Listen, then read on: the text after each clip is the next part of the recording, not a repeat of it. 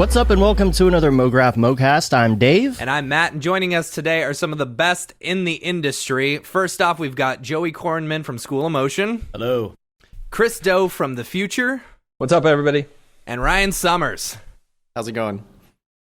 And Mograph is a supplement to our site, mograph.com, which is a motion graphics tutorial site with tutorials, plugins, podcasts, and other Mograph stuff. And on the show, we talk about everything ranging from motion graphics to Cinema 4D, After Effects, plugins, render engines, doing business, doing taxes, being a contractor, or working for the man. You can email us, info@mograph.com. Let us know what you think about the show. Send in your questions and comments and show topics and junk. But today, we have one thing on our minds, and that's the mega show. We're going to go straight into it. This all started with a tweet from Ryan, and it was basically a bunch of, I don't know, what would you call that? Just a bunch of thoughts on your mind, and you're like, ruminations. We should do a podcast. Yeah. And you're like, okay, we're going to do a show? I'm like, yeah, let's do a show. So here we are. So we're going to throw all of these questions at you. Matt and I are just going to kind of moderate and sit back. And This is going to be the easiest enjoy. show I've ever done. Right? And I'll just sit here in tech and make sure all the things are running well or whatever, and we'll be cool. So this is the original tweet. Brian said, as the world's economy starts to crash around us, how will it affect our industry? And you went in and put some bullet points in there, so I will kind of go through the bullet points briefly, and then we can expand on it from there. Number one, less advertising pushes people into content creation. Artists running to the hills of large tech companies to weather the storm. Will freelance markets implode? Does everyone head to larger city centers for more work? What else? And find cheaper places to live? And will more work go in-house as agencies die off? We're going to go through all of these. So let's start with less advertising pushes people into content creation. Is that a thing? Will that be a thing or not?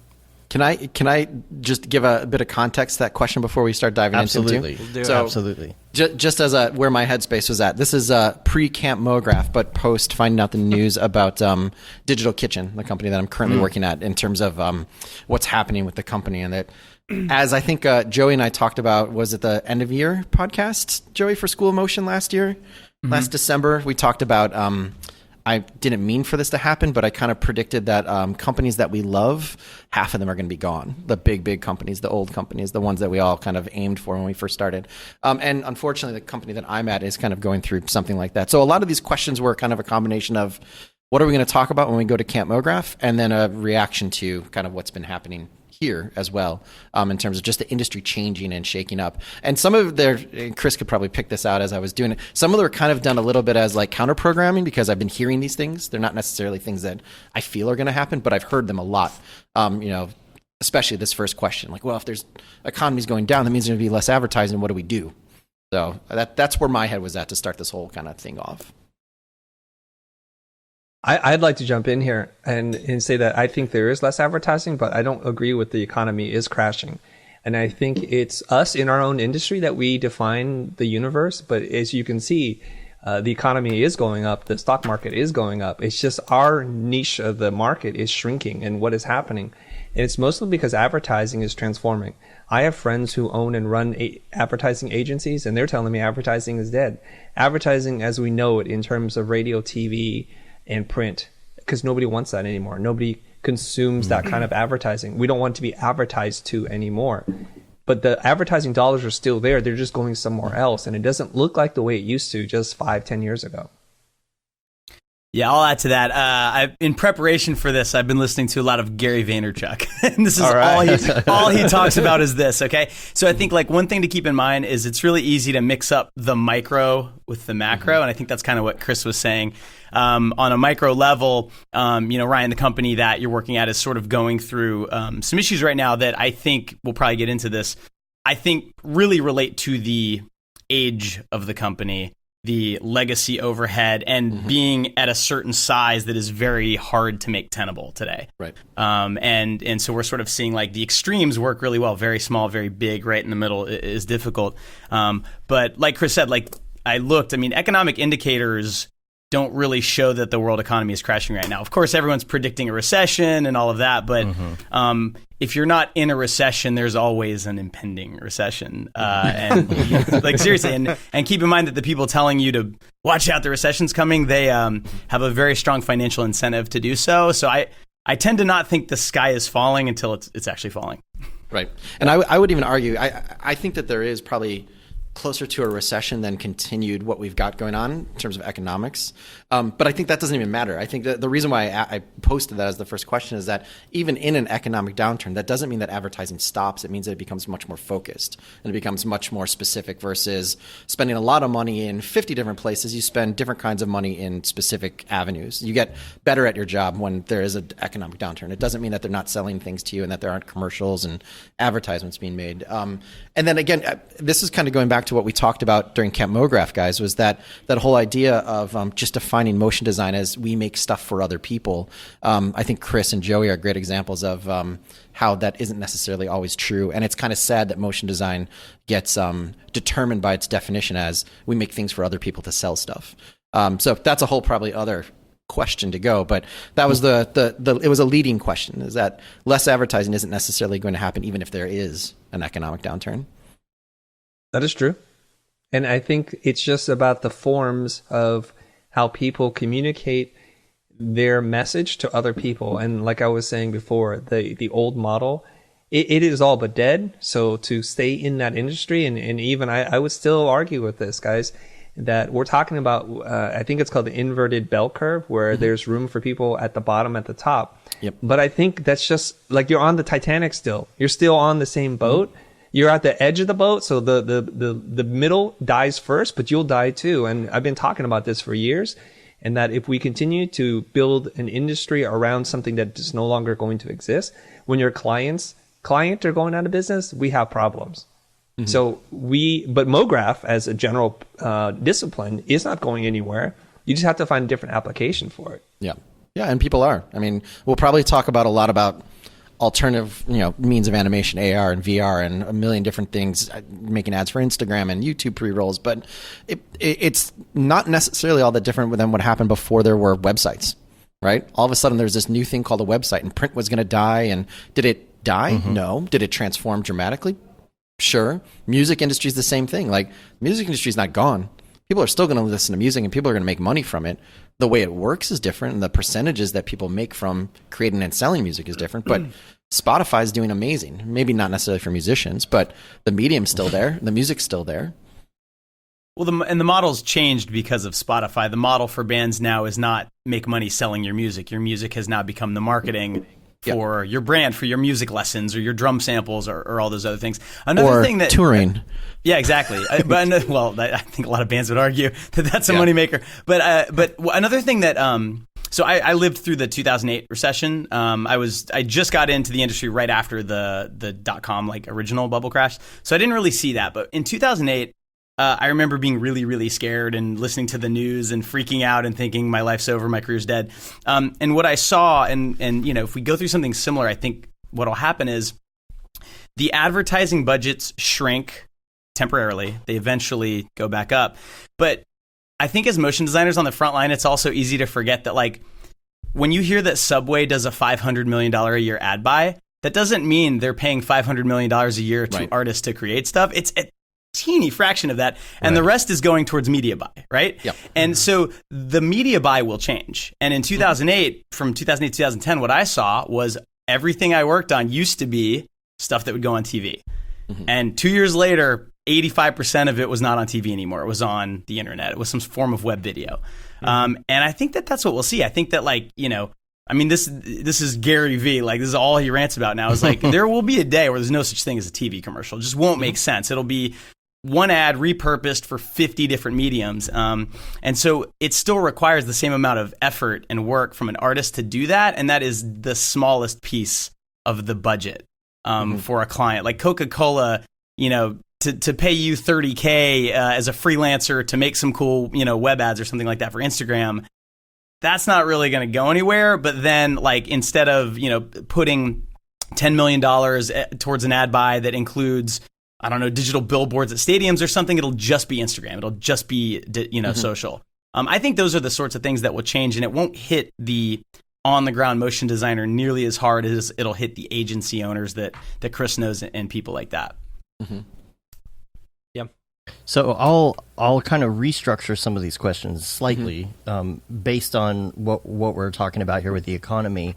The one about freelance markets. Let's just talk about the economy in general. As the economy gets better or worse, where do you think freelance is going in general? Is it going to get bigger? Is it going to consolidate? Are people going to go back to small houses? Where are they going to go? You know, places like Bart and Damer where you have these creative collectives, things like that. Are there going to be more of those, less of those? Are there going to be more people working out of their homes and offices? Where do you think that's going with the economy? I think we're in the middle of it right now, right? I think we're in the middle of it right now. I think as these guys start doing more to educate people to the business of design and the business of animation, people are less afraid and have more tools to realize that a lot of these larger shops they might spend a lot of time working at don't offer as much as they used to. You know, maybe they offer something like healthcare for, you know, a middle-aged kind of motion designer that's looking for something to kind of make their life a little bit easier, or a different type of kind of day-to-day life in terms of work-life balance. But the opportunities that are out there that people are learning more and more, I think we've seen remote freelance explode, even just here at the company I work at, and I see it with a lot of other places, that you work with the best artist that's perfect for the description of what you need versus the closest, warmest body that's available, which I used to see a lot. Like, you just hired who you could get, and that who you could get was tied to a geographic area. I think it's even more exciting for the creative side than it is for the like financial side for studios and for people hiring. But I think we're in the middle of it right now. Like, seeing Billy talk about Boxfort Collective, seeing the way that, you know, teams of people are coming together and bolting on components of freelancers or collaborators when they need it, and then they kind of go off to the side, or sharing work when they can't, you know, get it done. I don't know how you guys feel, but I feel like it's freelance is going to then, I think, cause another second wave of people starting small companies, and then those small companies become medium-sized companies, and we kind of go through that cycle. But there'll be more remote than there's ever been. That's for sure. I would agree with that. Yeah. Do you think that everybody necessarily should, though? That's the question, because there's some people that are coming straight out of college, or even actually out of high school, that are taking courses online instead, and they're like, oh, I'm a freelancer now. I don't think that's a good idea. Yeah, I never recommend people to go straight to freelance. I've seen people do it successfully, but that's rare. And mostly that's because I don't think the point of school, you know, online or otherwise, is to make you 100% done as an artist and ready to just be plugged in anywhere and handle any situation. That's the beginning. And then once you get into the professional world, that's really when you learn how the world works. And I don't think it's possible to be a really good freelancer before that. That's, you know, that's very clearly what I say in the Freelance Manifesto, and that's what I tell people when they ask me.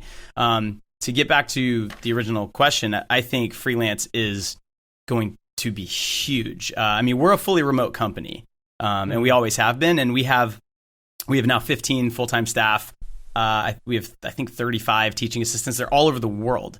And it enables you to have this global talent pool and let people live where they want to live. And there's also occasionally, I mean, it kind of cuts both ways, but there's occasionally cost savings if you're, you know, if you're living in a country. I know someone, he's a freelancer and he lives in Vietnam because that's where his wife is from, and the cost of living there is way lower. But he's working with New York clients, stuff like that. I mean, I think it's just an amazing tool. I think the laws need to catch up to it. And I think that there's a lot of bureaucratic headaches that come along with that.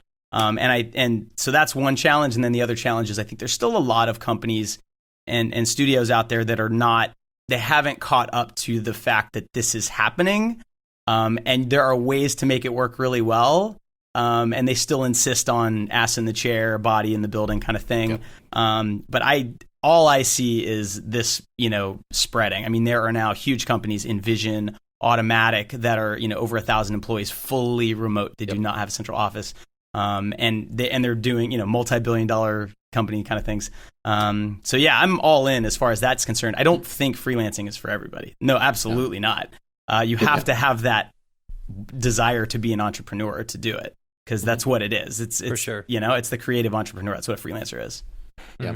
Yeah. If you think about the word agency, or just abstract it a little bit, or just something that's tangentially related, if you think about a talent agency, they represent different artists, and that's what an agency is. And for a long period of our working history, we needed these middlemen to broker the services and the talent, because it's mostly because we are inept when it comes to business. We have no business acumen. We don't know how to market, sales, or negotiate, or determine our own value. So there's a purpose for these things. And a studio is a talent agency. They represent Ryan or other freelancers, and they bring them together. And then they sell those services to another agency, the advertising agency, who then sells that to the client.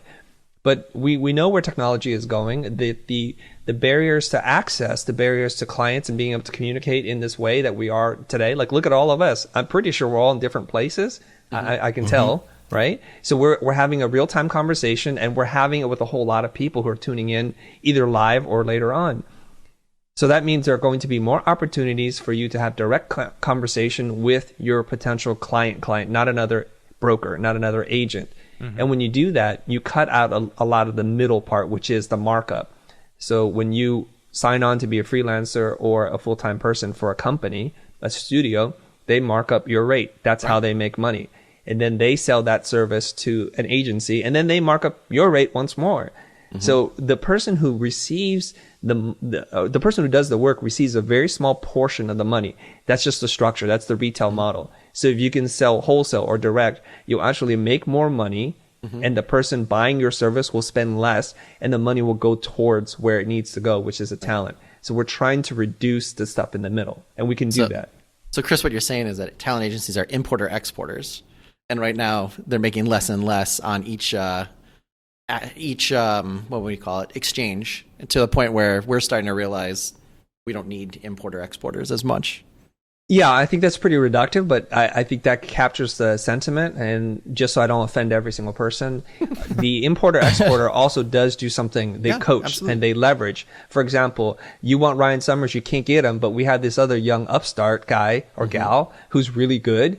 Would you like to work with that person? So you're nurturing, and that's the system, and that is how it sort of works. It works the same thing with book publishers, where there's a person who writes, like, I don't know how to run a business. I don't even know what kind of book to write. And then they start to help them form and shape that into something. And then they help them to have a career. That's when it's done in the best possible way. Oftentimes that's not the case. Right.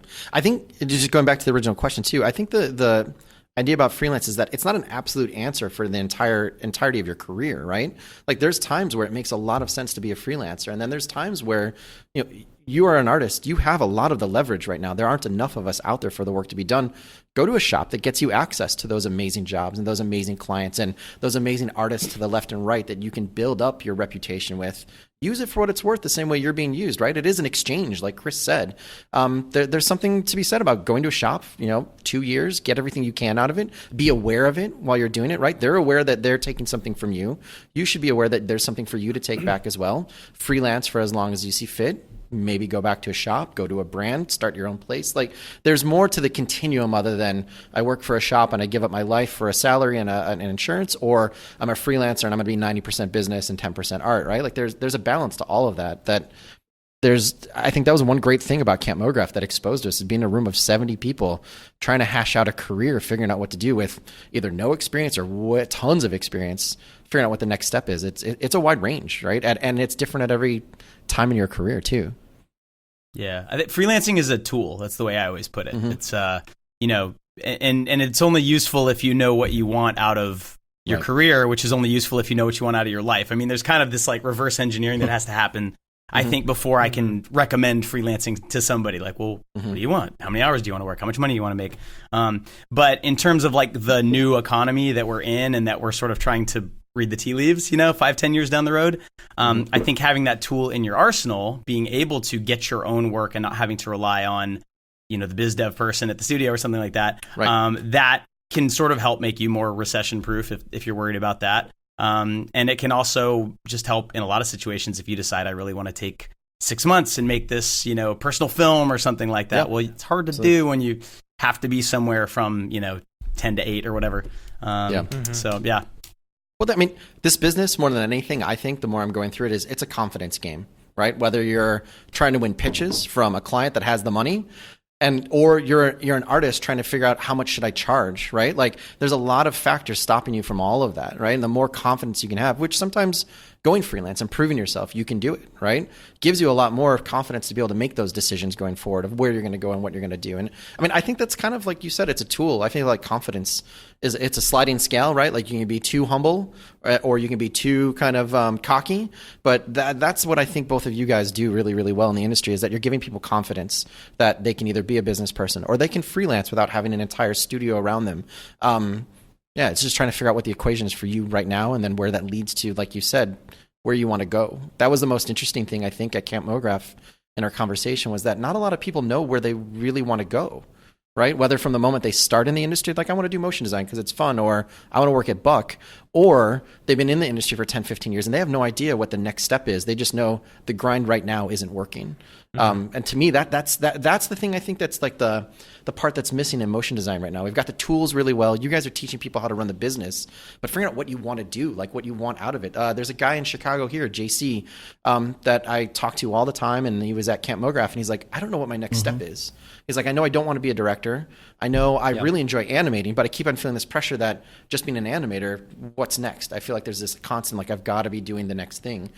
There isn't as much dialogue, I think, right now about, like, how do you go from being in school for motion design, out in the industry for a while, and then figuring out, like, what I'm going to do when I'm 35, what I'm going to do when I'm 45. Like, is there a job for me at 50 if I don't want to be a CD or a shop owner? You know, like that conversation, I think, that's starting to finally happen, and it's probably a lot because, like, you guys. what you said at camp is nobody has really retired yet from this. That was that was the big question, I think, to everybody, was like, who feels like an imposter? And everybody, that was the one thing everybody could agree on. 70 people in a room, everybody raised their hand. It was really surprised me, and I was like, that's fine. We're all imposters. Nobody here's done it yet. No one here is like, Chris, you haven't retired yet, right? Like, you're one of the leading edges to show how it can be done. And you haven't finished the game. There's not many people that have been in it longer than you have. There is no true example of, say, start here, do this, put your head down, and then come up for air 35, 40 years from now, and you're retired. I don't want to say this, I'm flossing on you guys, but I actually can retire. I just choose not to. But I mean, you haven't, yeah. Yeah, because I actually sat down with my financial planner and I said, hey, I don't want to work anymore. How many more years do I have to work at this, and how much more money do I have to make? And then he's like, ran the numbers, and he looked at me. He's like, you could have retired 3 years ago. Based on the income that you have, the amount of money you spend, and the lifestyle you live, you're going to do just fine. You won't have to work another day in your life. So I looked at my wife in that meeting. I'm like, honey, why are you telling me to keep working here? Because I just want to retire. But then it really made me do something that you just touched on, which was I had to look inside my soul and say, like, what am I doing? Am I just living to retire? Am I just living to not work anymore? Where will I draw my inspiration? Like, what's going to compel me to get out of bed every single day? And that's when it really started to kind of come into focus, which is I don't want to just live to make money. Money's a byproduct of what it is that I want to do. It's my purpose, my drive. So that's when it really became very clear to me that what I want to do is to teach and help other people. Like, I've taken enough, more than maybe that I had a right to take. Now I need to give back. Right. And this is the weird thing, is that I believe in the act of giving, I will actually make more money than I ever did while I was taking, which is a really crazy phenomenon. I mean, you talk about Gary Vee, right, Joey? Isn't that a big I was big just going to say that's. I mean, so what Chris just said, that's exactly how I feel. I cannot yet retire like Chris, but you know, I've been thinking about it. Like, well, one day, hopefully, I will be able to not need to work to pay the bills, and then what would I do? There's no way I would just sit around, like, and I think that that's a misconception. And I always talk about this book, and I know some people really hate it, but everyone should read the 4-Hour Workweek, because that's the kind of the central theme of this. Is we're sold this myth that the way life is supposed to work is you spend the first part of your life preparing for your job, and then you get a job, and you have to keep that job for 30, 35, 40 years, and then you get to enjoy life. Then you get to sit back, and it's a lie. It's not true. And I think, you know, everyone does that in a different way, right? Like, if you once your eyes are open, I mean, look at Chris. Chris could retire, but he's not. He works harder than just about anybody I know, actually. I've told him before, I'm like, you need to do less. Like, yeah, but but I think he'd be miserable doing less. I think he's built and he wants to do that, right? And I've tried to do less many times and I keep failing at it. I think you figure out what makes you passionate and what gets you up in the morning, and you just do that. And we are so fortunate to live right now. I think Seth Godin, it might be Seth Godin, he calls this the thank you economy, or the permission marketing thank you economy. What Chris just said is that's it. You just give it away. Just add value. Just build a tribe, build a fan base. Even if you're just like a hand letterer and you have, 30,000 followers on Instagram, which is a lot, but not this giant following Chris has, that's enough to make probably decent 6-figure income for the rest of your life. Like the internet has enabled you to just like give things away, and people like that, and then they find you, and out of 7 billion people on Earth, you only need like 1,000 like to really, really like you to make 6 figures. So, but Joey, what if every hand letterer starts doing the same thing and gives all their stuff away for free? Then everybody's giving stuff away for free, and then nothing's worth anything. What are the odds of that happening? What are the odds of every hand letterer doing? Because it's hard work to do that. And like I said before, not everyone should freelance. Like freelancing is really hard and scary sometimes, right?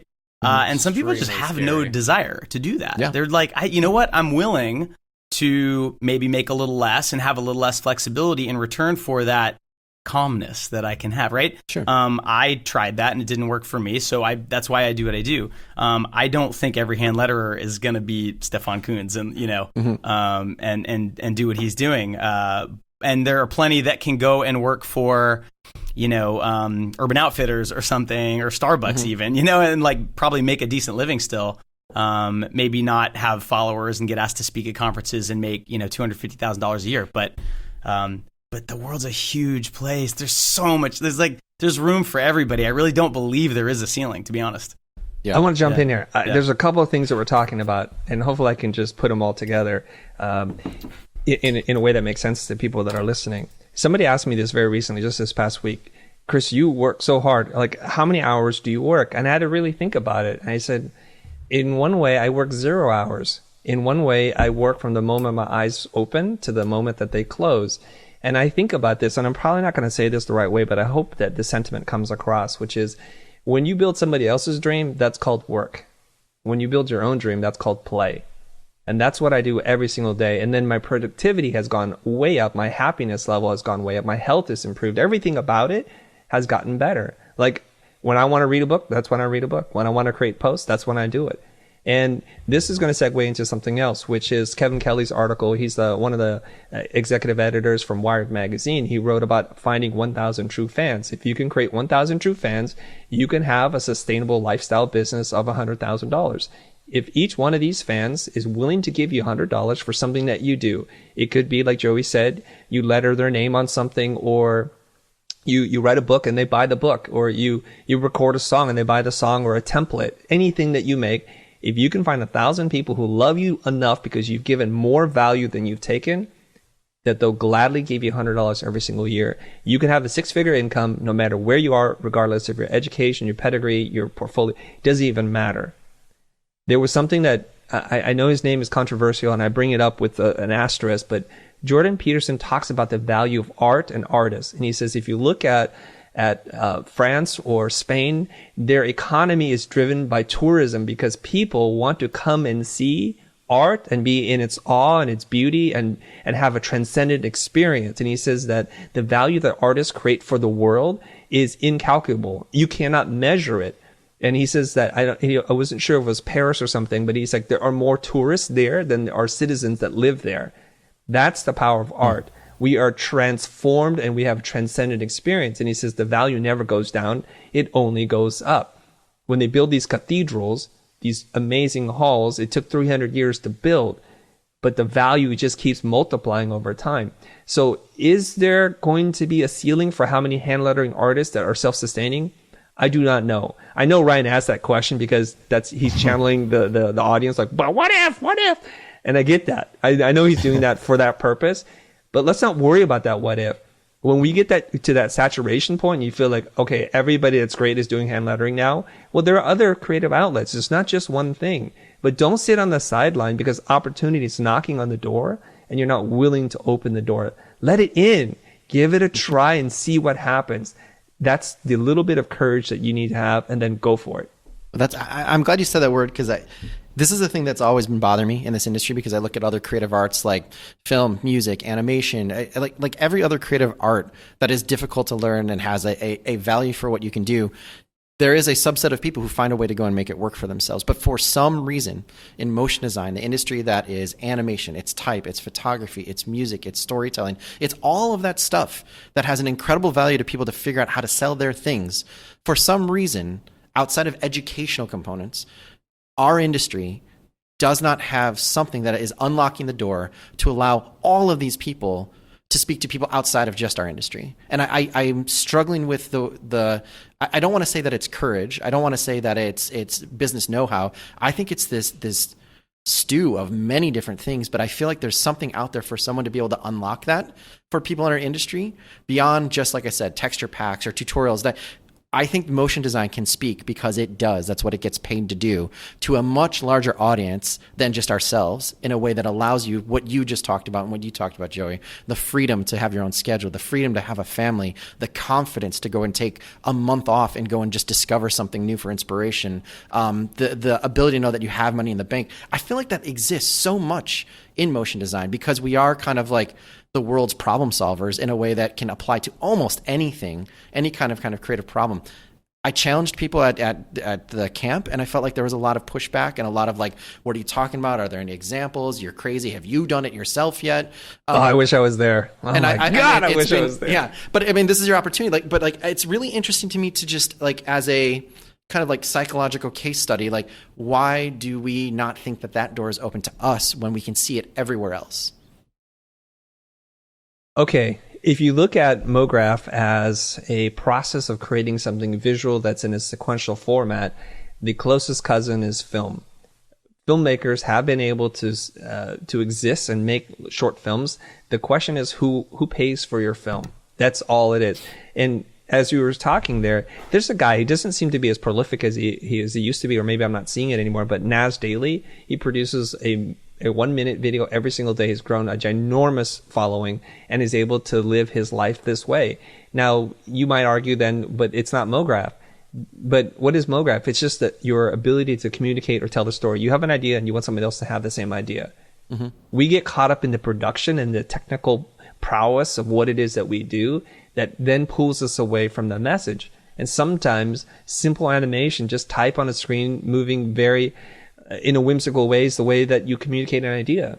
So We've been trained, I think, in a way to worship the shiniest pixel, and that is a disservice to our communication ability. So when we fight against that, then we can reveal some kind of truth that maybe the animation doesn't have to be like an award-winning animation that takes you a gazillion hours to make, but that the idea that you can get a message out fast and it communicates well, and it's done with taste and style, maybe that's enough. But we're still in love with that shiny pixel. That's the problem. I don't have the answers to this, but I think one of the symptoms or one of the problems leading up to whatever the answer will be is that we define ourselves by our tools way too much, just as a definition. Oh, yeah. And we're too afraid to admit that we are more than that, because it's not as easy to quantify that, right? As somebody who went from a chemical engineer to an artist that was technical to somebody who was told you don't have taste to then becoming a creative director, like that is a battle where the entire system is pointed against you, right? If you got into this industry and it wasn't through design, you got into the industry because you loved animation or you loved cartoons or comic books and you picked up After Effects, and which is honestly a very large part of the group. They got in because the tools were accessible and it looked fun and there was a way to make money doing it. And then you started bolting design learning as you kind of grew and needed it and felt that kind of restriction. Those people are the people where I feel like this kind of movement or this change could happen of making things that you own, but the system is built against them and plays on their kind of lack of confidence. But I want to figure out a way to like break that. I feel like there's some kind of answer between what you do, Joey, what you do, Chris, with the energy, that there are people out there making stuff. Zach Dixon, I saw just in the comments, I think what he's doing at Ivy Animation is like a leading edge towards doing that, making a game for an iPhone, making a card game, trying and poking the fence like a raptor. Like, where's the hole? Where can I just make just enough money and build an audience that allows me to not take this pain work, but still use the same exact tools, the same exact knowledge, the same experience, the same point of view that I had the whole time I was making stuff for other people and make it for myself and make it for my fans and make it for my employees. I want to share a real world example with you guys because there are smart people who are going to be listening to this later, and maybe, just maybe, an idea would click. I had a tenant that rented a building from me, right? It's a 5,000 square foot building. When they came in, I think there were like 7 or 8 people. They outgrew that space in less than 3 months. They had to break their lease because there were so many people in there. I think at the point in 3 months, I had like 40 people working in that building, which is too many people. What did they do? Okay, I don't want to tell you the name of the company, but I'll tell you exactly what they do. They figured out a way to make ads really quickly on Facebook to create a conversion for their clients. So what do I mean by this? It's like they have a bulletproof value proposition to all their clients. Their proposition is this: you don't pay us anything. We will help increase conversion, not traffic, not awareness, but conversions, actual conversions by X percentage. If we hit that mark, you give us half of what we were able to build. So if we increase your conversion by 30%, we get 15% of every conversion. So they'll spend weeks and they'll make like 50 micro ads a day and they're testing it all the time until it works, right? And I asked them, like, how are you making that many ads in a day? It's a totally different business model. They're shooting sometimes on the Red, sometimes on the iPhone. But what they told me is the higher the production value, the less effective the ads are. It's crazy because when it looks like it's being like you're being manipulated, like it's too overly produced, the authenticity of the ad breaks down. Yeah. So ultimately, they're just demonstrating the product or service and communicating a benefit to the end user, and it works. And they do this, and they said they're going to get to 1,000 employees pretty soon. I'm like, oh my God. This is the new form of advertising. Right. So they don't look at the tool set as to what defines them. They define themselves as the results they get for their clients. Right. And so they said that they have more clients than they can take on, that if you don't do more than $500,000 of paid advertising on Facebook a month, they can't even take you on because you're not at scale. Right. And they don't do any marketing or advertising. And what happens is this, because I'm like, how did this work? So they do this. And these companies, these startups, they're reporting revenue that they haven't been able to report before. So their investors are like looking at one company in their portfolio and saying, like, what is happening here? Why are you guys putting money in and getting this kind of return? And then they find out about this company, and then they insist all their companies in their portfolio use them, and this is how it works. It is incredible. So they're like, this is not marketing. This is investment. This is a return on revenue. It's not even an expense anymore. And that's similar like what Lonely Sandwich did too, right? Like they were able to go in and almost create video production capabilities for early stage startups. And a lot of the time they wouldn't take capital, they would take an investment in the company, right? And then they hit one triple or a double, and then that allows them to do more investment. They have a little bit more, they're a little less risk aversion, and they have a little bit more chance to go ahead and say, like, I think I believe in these 3 instead of just this one. And then it multiplies to the point where then they're not doing anything for capital. They're not doing it for like, oh, $500 gives you a video. It's like, no, I get 2% of your company and we'll do a campaign. So the more and more of these examples are starting to kind of show themselves to the world. That's actually, it's very similar to a place where Dave and I met. Like, we were both working for a company, and like, honestly, their big pull would be that they would produce these high quality commercials, local commercials, you know, for all these people. It was during the recession, and they were one of the few companies that were actually making a lot of money because people were willing to put more advertising dollars in there, you know? And so they would go and they'd say, we're going to do, you know, a really amazing commercial with 3D animation and everything for you for free. But what we're going to take is a percentage of the ad buy, you know, that goes along with it. And they were very successful. Once the economy started getting better, less people wanted to do that, and they ended up folding because of it. Right. Yeah. I want to talk about something listen, I want to kind of refer back to something Ryan said. So, because I've been thinking about this a lot lately. You know, Ryan, you brought up how in other industries, like, for example, illustrators, they can do client work and get paid commissions to do that. They can also go work somewhere and get essentially a wage. Or they can make a Shopify store or put stuff on Society6 and make a product that will be sold.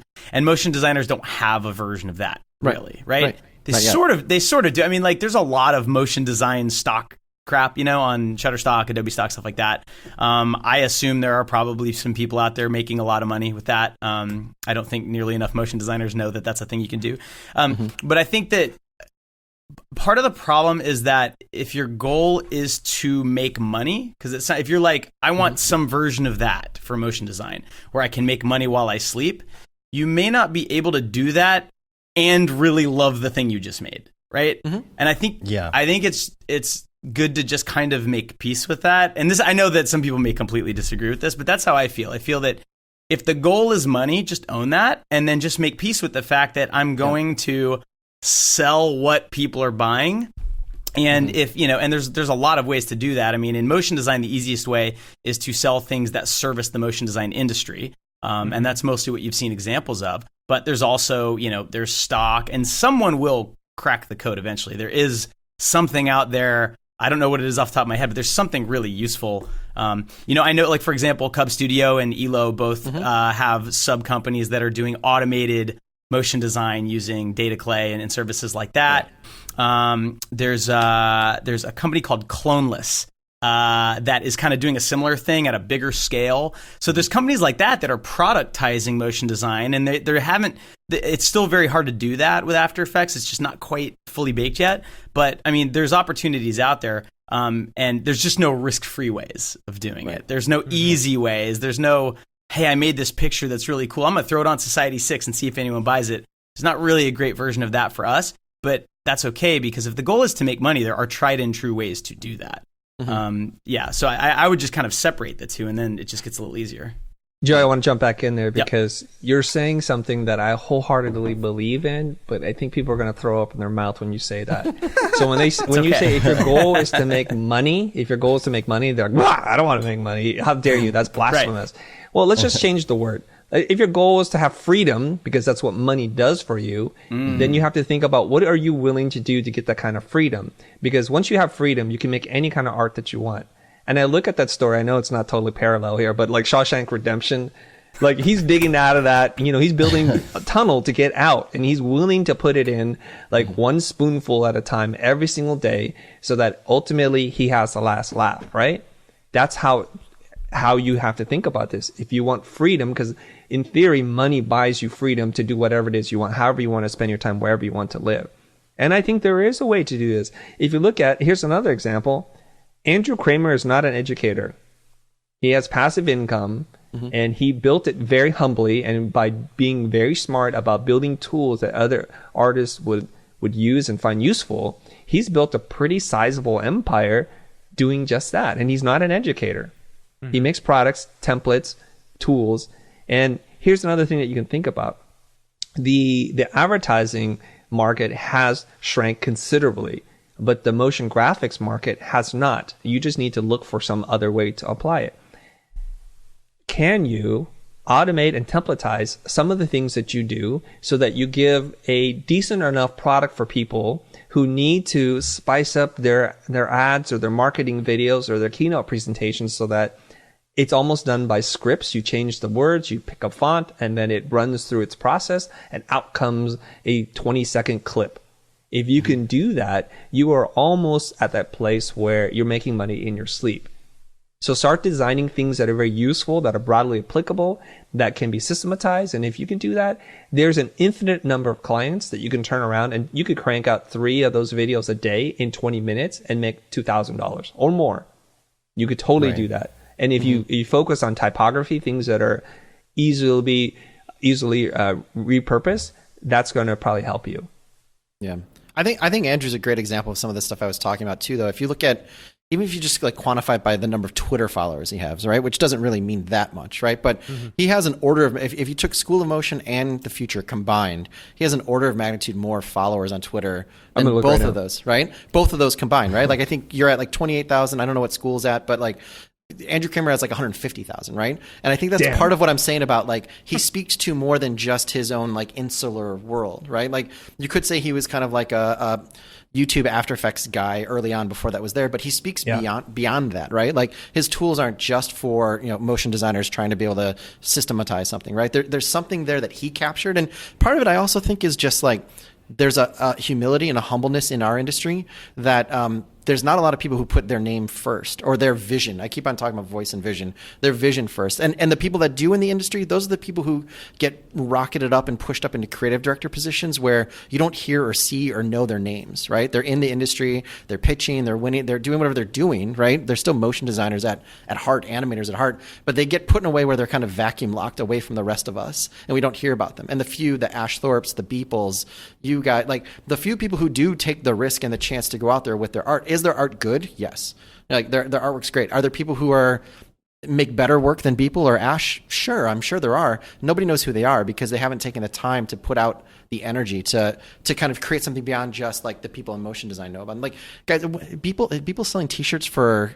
Didn't like a fashion label license his artworurt for T-shirts recently? Louis Vuitton. Yeah. I'm not saying that's available to everybody, but there's a world where once people know where it's at, there is. I still think that there is the systematizing stuff. All that stuff is awesome. That's great, but I still feel like there is an audience for our capabilities and our work and the things we have to say and how we can say it beyond just making product and making stuff for other people. Well, a lot of those people are actually inside of the companies because they want to be inside those companies. I was looking at the chat. There's a lot of chat going on in the chat about okay, well, what's the difference between artistic visionary and business visionary, because those are two completely, you might not be one or the other. And then also for, let's say, like the person who is doing the hand letter stuff, how do you make money while you're building something like that? Or do you just, maybe some people just need to realize that that's not for them. Building the business is not for them. I want to say something. So that's the question that I think that's probably the number one question I get if I'm asked to talk about building School of Motion. So, and I'm sure Chris has a version of this story. Like everyone who's built anything has a version of School of Motion made $0, like just about for 2 years. And then I took this huge risk and continued working for $0 for months and months and months and months, and worked probably 80 to 90 hours a week for 3 months. Then it started making money. And I had children at the time. I was freelancing at the time. I was just sacrificing sleep, quality of life, time with my family, my physical high, sacrificed. That is the only way I know how to do it, and just make peace with that. There is no free lunch. So if you want to build anything, even let's say that your goals are kind of small. You want to build a $500 a month passive income stream, which is so doable, right? That might still take you a year, right? And in that year, you're going to have to find time to do it. And that time, if you have a day job, is going to come from the things that you're doing for fun right now, or for your life, or spending time with your family, and stuff like that. And so it kind of takes a different mindset. You have to be willing to sacrifice things that are dear to you in the hopes that it will pay off. There's no way around that. And so it's totally okay to say, well, then I'm not going to do it. Cool. That's fine. Like, I think that's a totally valid decision to say, like, I don't want that. I'm fine. I'm happy with my situation and I don't want to change it. Cool. But you can't say that and then also say, but it's not fair because I don't have a passive income stream and I want one and I don't have time. You can't have it both ways, right? So I would just challenge people to just just sacrifice something. And I can tell you from experience, when it was time for me to do that, there was a lot of wasted time that I found I could eliminate. Install Freedom, that app, on your computer. You'll get 2 hours a day back. Promise you. Well, like Gary Vee says, it's a little outdated now, but he's, one of his older videos, he's like, stop watching Lost. But it doesn't hold up anymore. Maybe say Rick and Morty now. I don't know. But you gotta find some places to just cut. Yeah. If you want to do that, if you want to make that sacrifice, you have to. So are we 2 questions in now? Are we 2 questions in? Yeah, we are. Yeah, this is going to be a 10-hour podcast. Yeah. Hope you're ready. Everyone buckle. I hope you're wearing your diapers. Yeah. I got 2 on. Do you want to? Let's do this because we can come back to some other topics. Yeah. But we do have some questions and things that people sent in, so maybe we'll hit some of those so we don't run out of time on those. Cool.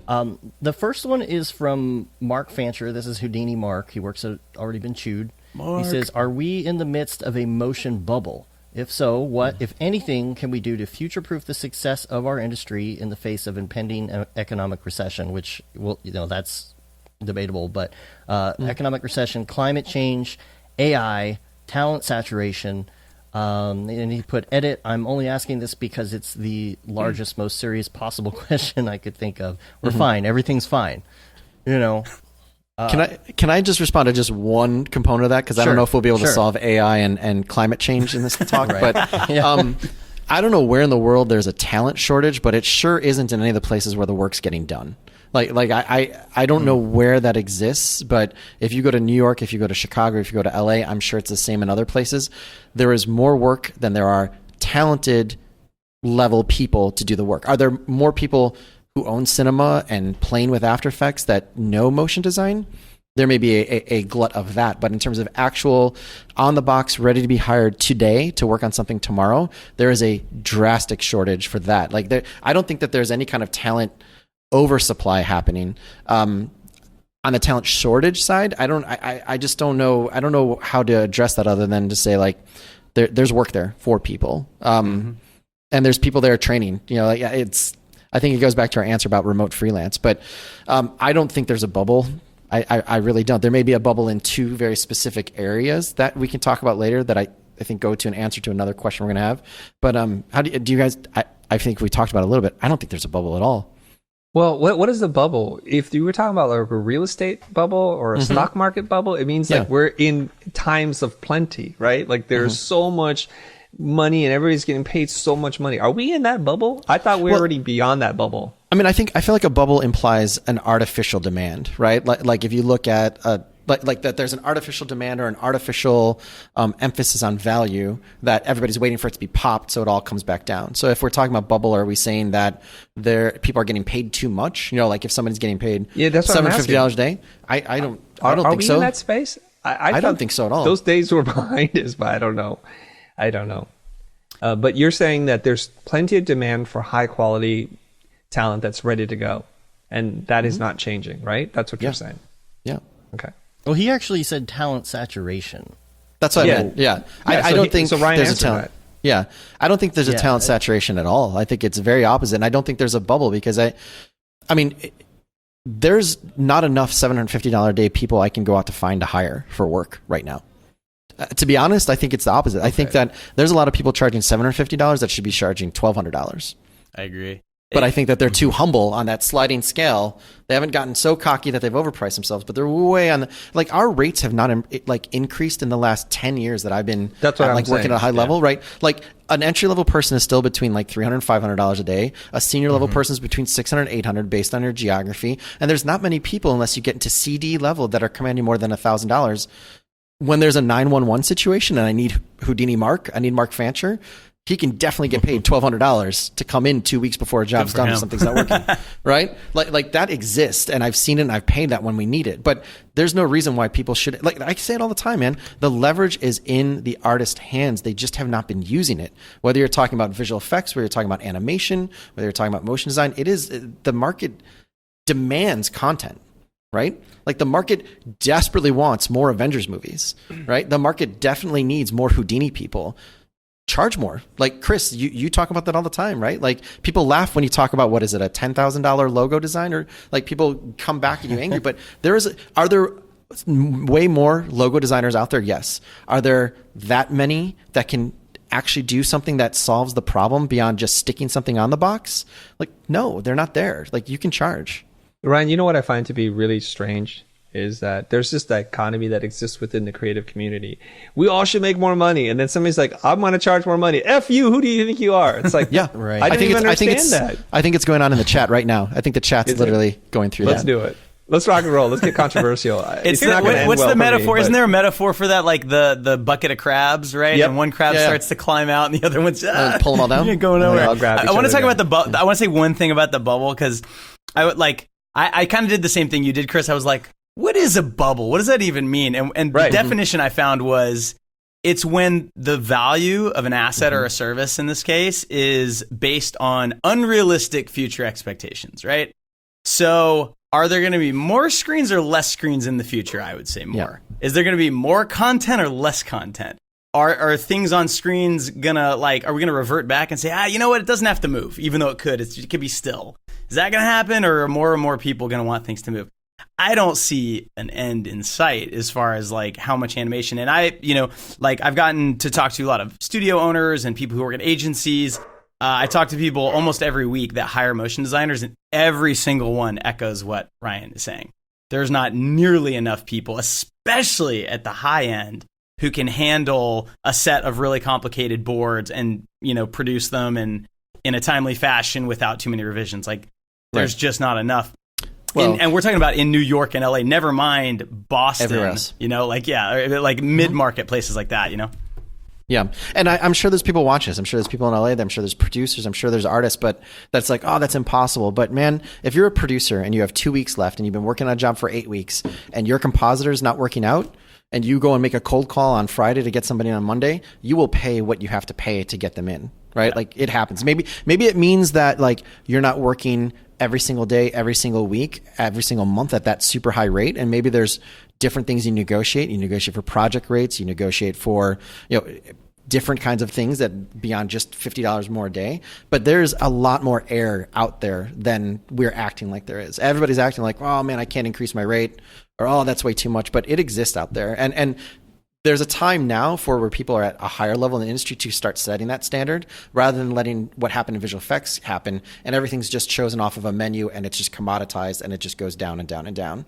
So it's in our hands as well. It's our responsibility just as much as the shops and the clients' responsibilities. The chat is asking about, okay, well, what happens if you price yourself out? All the clients are looking for. Chris smile. I think if the skills are there, you're not going to price yourself out of the market. Right. And here's a question that I want to pose to y'all now: as the higher level people who are working at some of these really big companies or freelancing or stuff, is there? I feel like there's a lot of people in our industry, and I've seen some people struggle to work, and I've seen some people, do really well. Are there a lot of people? Is there more of a need for people at this higher level than there are the amount of people in total? You know what I'm saying? So you're wondering if there's a place for people who aren't at certain skill levels, right? Sure. There's is there? I feel like there's more of a need for some of this higher level people who can go on to work for, the bigger, more, prestigious companies and stuff like that, versus the amount of people total that there are in Mograph.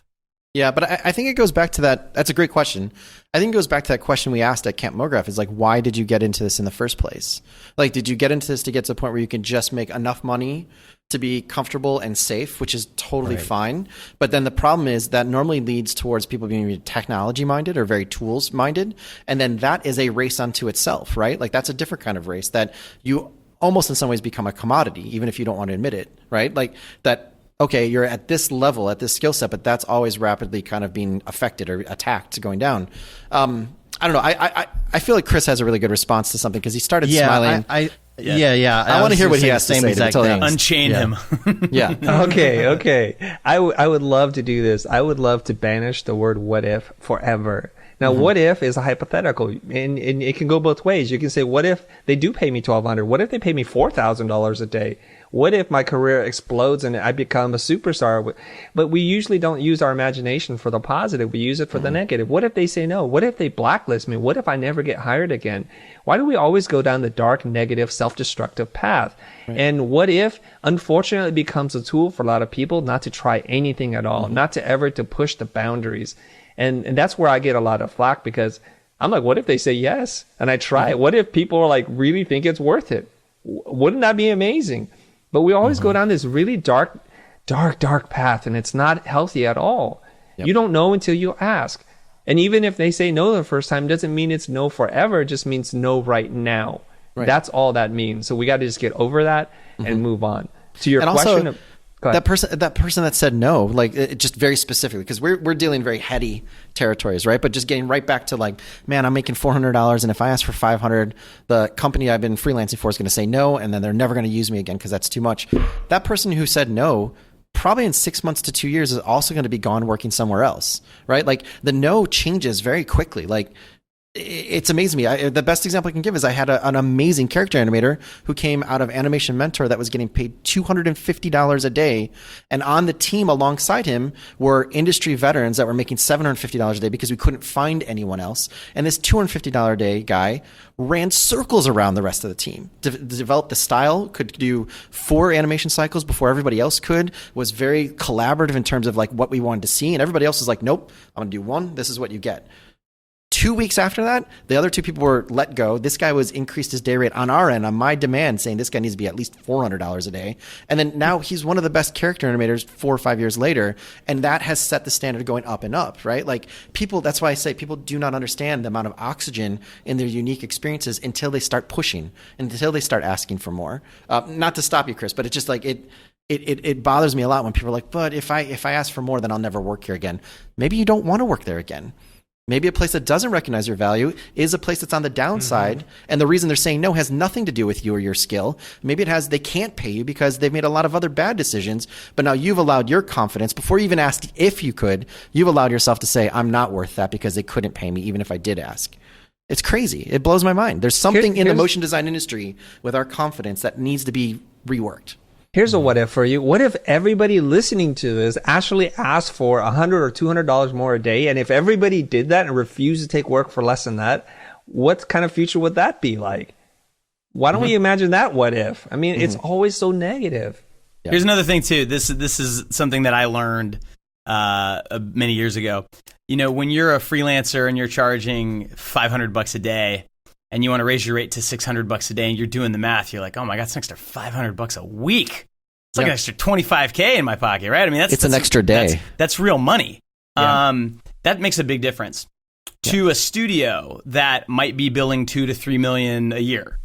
That is not a big deal to them. And the thought of having to find another freelancer that they like, that they trust, $100 a day is nothing. It's a drop in the bucket. They won't even blink most of the time. So like you know, you need to sort of, I mean, it's really hard to do. And the only reason I think I can do it is because I've been in both situations. I've been the freelancer. I've been the CD at a studio.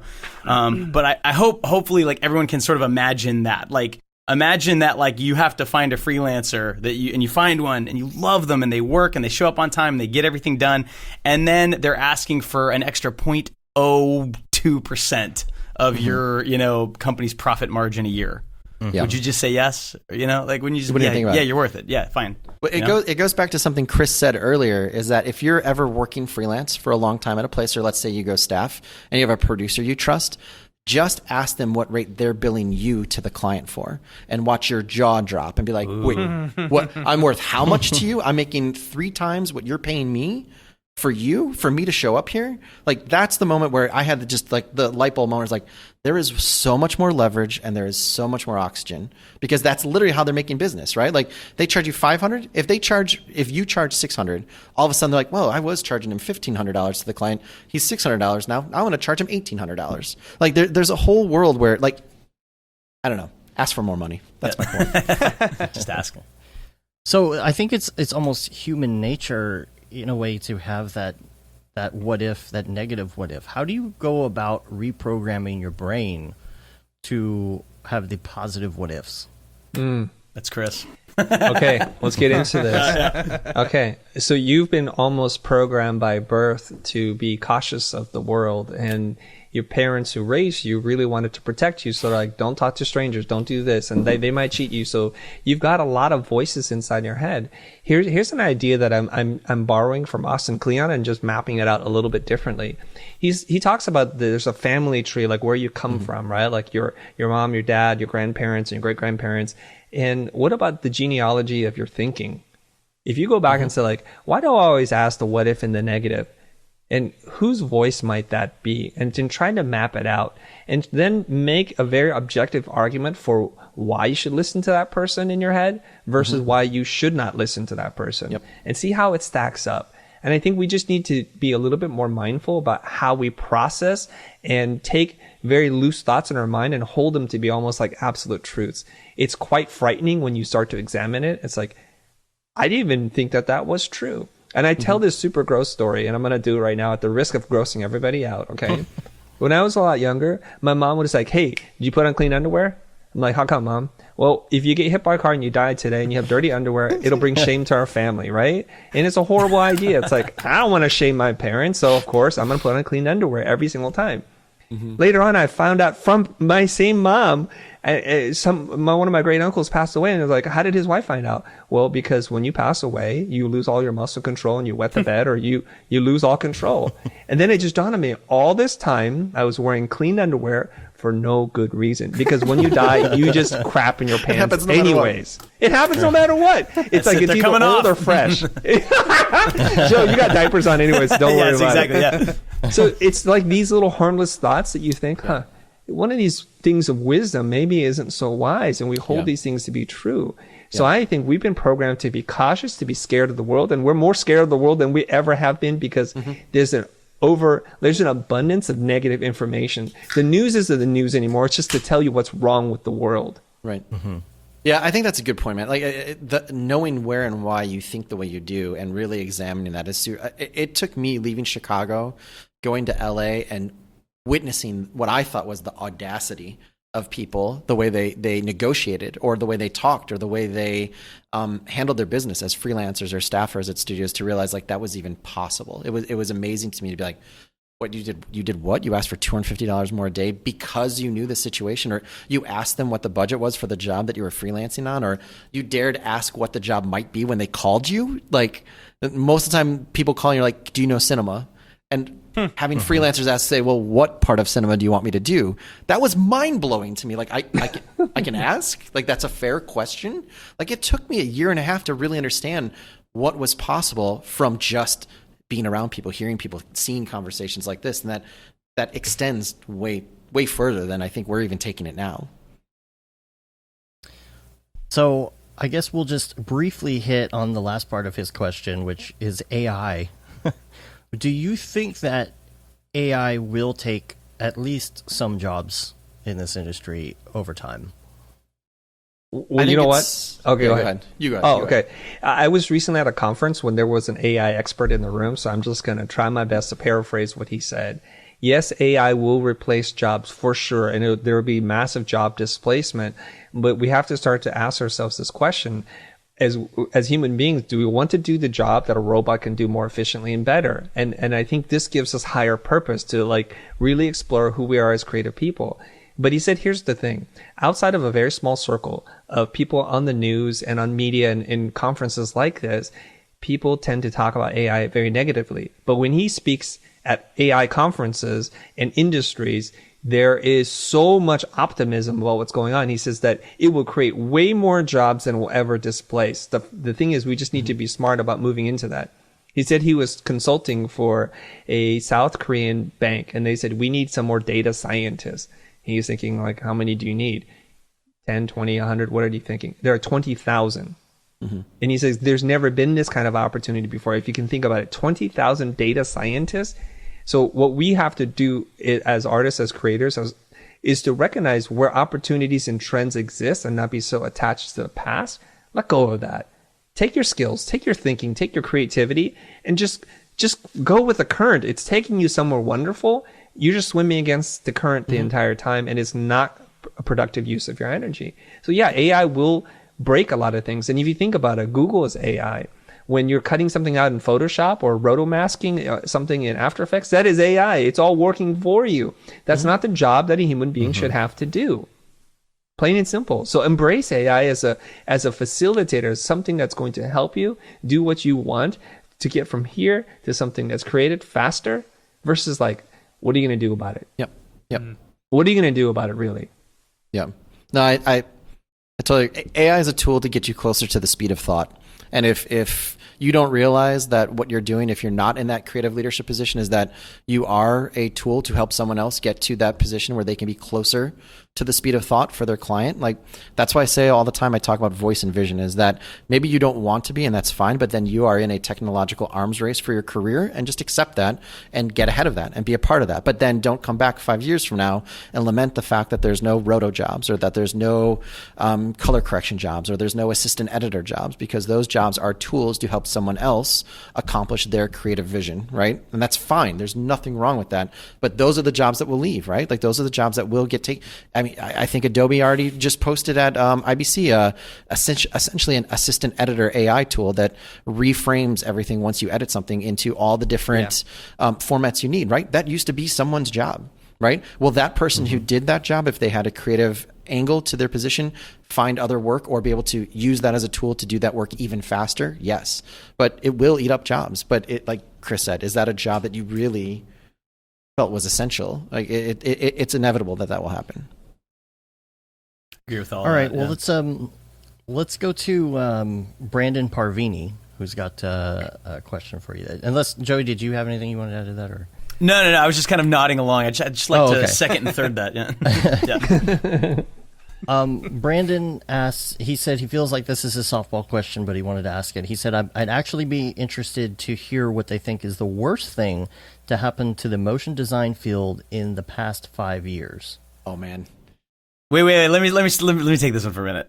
Yeah, you I don't understand the question. I don't understand why is that even something that we'd want to focus on? What's the worst thing that's happened to motion design? Like, I think that so I might get on a little soapbox here for a minute. I see Do it, Joey.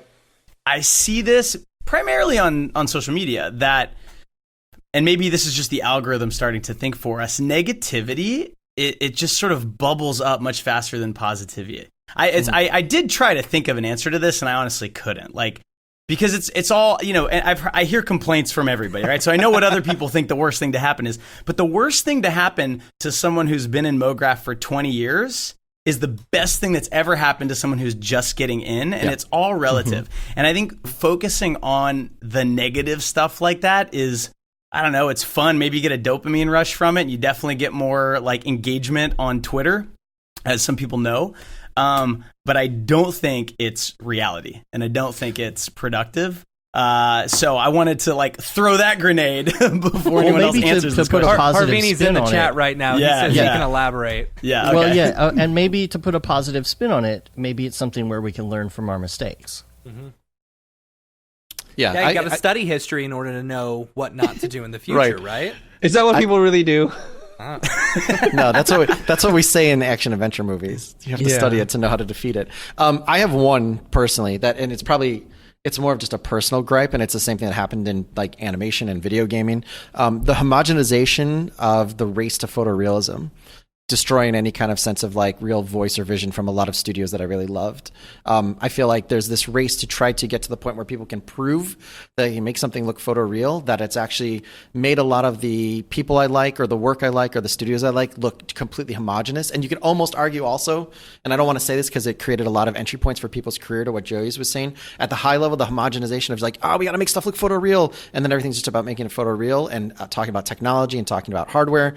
And then at the same time, the explosion of explainer videos all kind of becoming a commodity, and everybody racing towards the same sense of character design and animation because that's what the tools allow you to do fast. Those two, like, so at the high end, super photorealism being like this overwhelming thing, and then at the super low, not low level, but the entry level, this explosion of kind of like a house style in motion design for explainer videos. Can I throw something at you, Ryan? I want to get your opinion on this. That is, I do agree with that, but and this is something that actually was talked about at Blend recently. You see that for sure in the client work that's being done. Like back in the heyday of Mograph.net and everything, like client work was award winning, and you had Coke Happiness Factory and stuff like that. And there was a lot of commercial work that was very experimental and out there and cool. And now almost all of that is conference title sequences and spec studio projects and stuff like that. That just by virtue, they don't seem to get as as many eyeballs because, Adweek's not writing about it and stuff like that because it wasn't actually an ad. It wasn't, and so I think that can create a little bit of a perception gap where there's still crazy cool stuff being produced. And a lot of the coolest stuff is being produced by like one or two people, just sort of like hacking away at stuff. And then there's still studios doing it. I mean, Tendril is still like absolutely amazing, and Buck still does amazing stuff. But I feel like in the commercial space, you're definitely seeing like sort of things are starting to homogenize a little bit. And it's just like now at the margins, everything else. But to kind of play to my point a little bit, I think that can be interpreted as a good thing. That means that, the opportunities to work on cool stuff, like every good studio that is trying to get noticed, now it's almost like just an established fact that you have to do non-paying work, and you still have to hire freelancers. You still have to have artists to do it. So those opportunities, I think, if once you can sort of get past the middle, like halfway up the mountain, those opportunities are probably more prevalent than ever. So like it depends how you interpret it. Is that bad? I mean, I guess it's bad if you, I don't know, like maybe for a motionographer, it's gotten harder to find like really cool commercial work to feature or something. So it's bad for them. But for the junior artist that wants to like find a job and be able to work on cool stuff sometimes, there's a lot of that out there. Sure. Yeah. And Brandon is clarifying as well. He's talking about getting a sense of your fundamentals that you're basing your views on. He says that there are a lot of unhealthy things in the industry, that we may be pushing against. And I think maybe to clarify, that's what he's asking. Like what? Like what are the unhealthy things? What unhealthy things unhealthy things in our industry should we be pushing against? For one, not asking the negative what if. I think that's a good one.